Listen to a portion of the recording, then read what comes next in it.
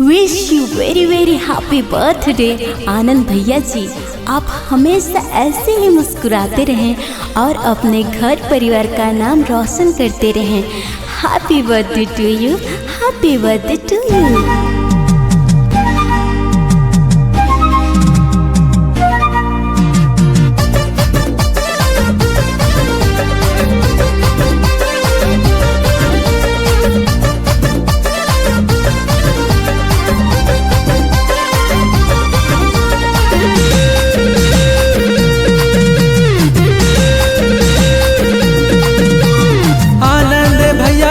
जन्मदिन बधाई हो, खुशियों की कमाई हो, जन्मदिन बधाई हो।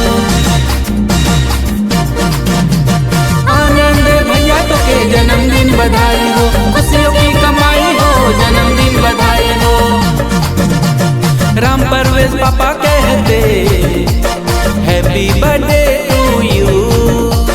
बाजूनी मम्मी कहती हैप्पी बर्थडे टू यू।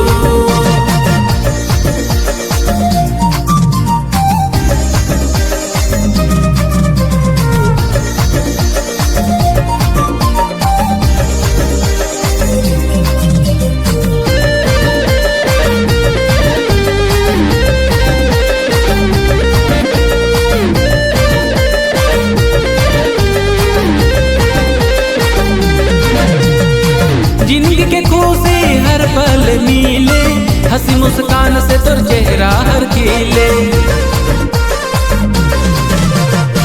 जिंदगी के खुशी हर पल मिले, हंसी मुस्कान से तुर चेहरा हर खिले, हंसी मुस्कान से तुर चेहरा हर खिले।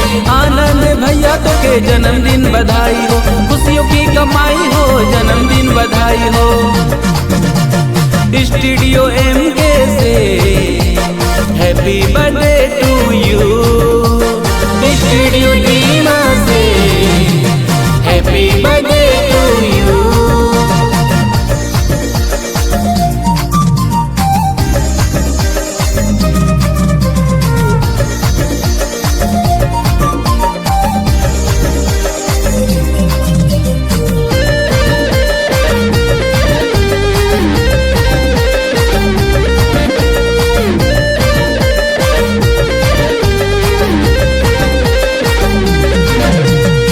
दुनिया में नाम रोशन खूब करिहा भैया, घर परिवार के तो खुश रखिहा भैया।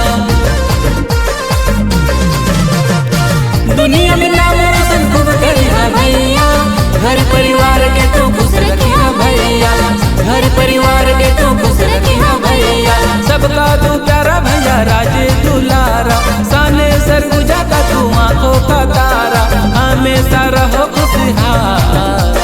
हैप्पी बर्थडे टू यू, जियो हजारों साल। Happy birthday to you. Anand भैया तो के जन्मदिन बधाई हो, खुशियों की कमाई हो, जन्मदिन बधाई हो।